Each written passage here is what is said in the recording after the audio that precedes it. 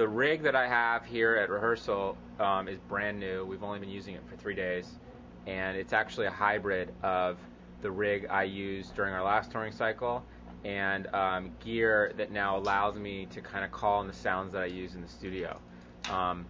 One of the biggest challenges for us for our live setup was to be able to have the flexibility of all the different tones of many vintage amps I used at Laurel, which are one of a kind, too expensive, and too rare to really put into a touring rig, especially since the rig that we build, we wind up having 4 of them because we have a backup in case it breaks down, and then we also have like a separate rig that we keep in Europe when we do shows over there.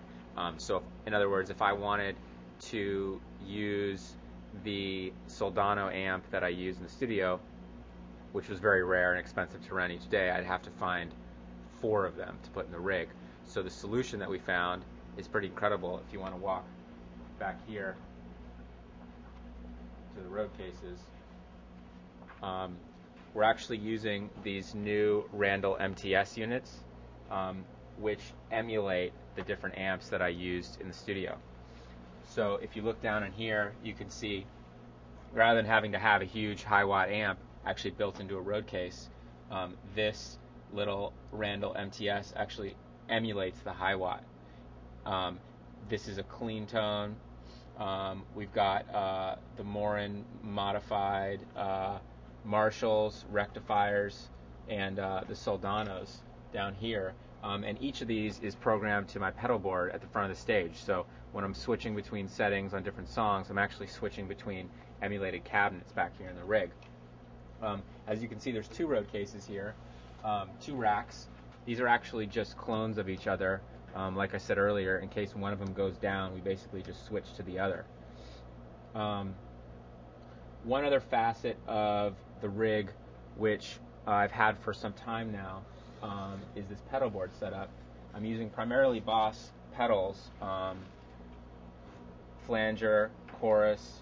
I have 2 different compressors, one set hotter for different songs so I get more level, a noise suppressor to take out all the hiss and extra gain so it's really quiet when I mute, and then my lo-fi pedal, which just makes everything sound low fidelity. And these are all running in front of the preamps directly to the pedal board, which I use out front.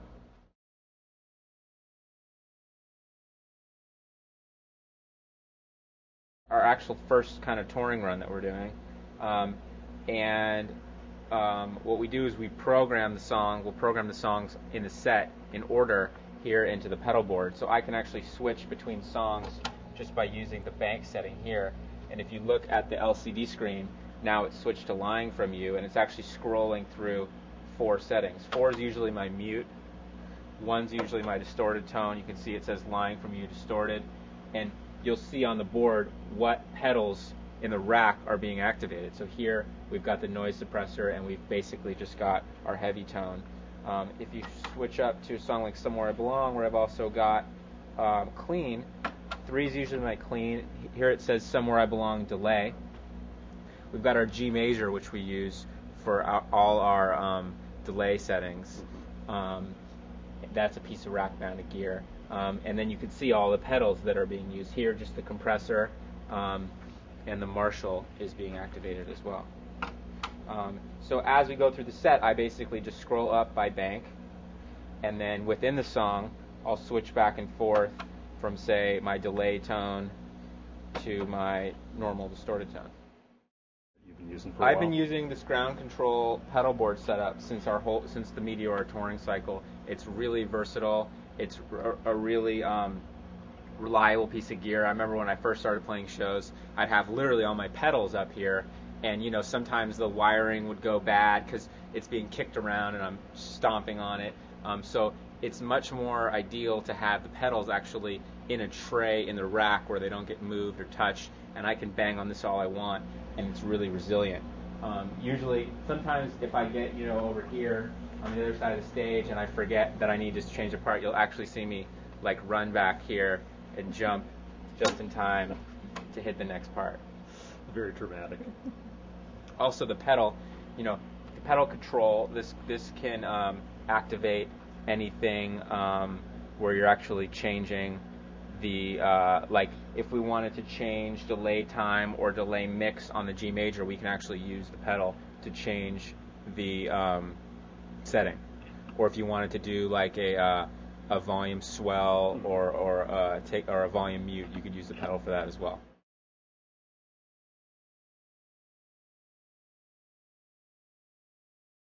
So the standard guitars that I use, there's nothing standard about them. They're pretty awesome guitars.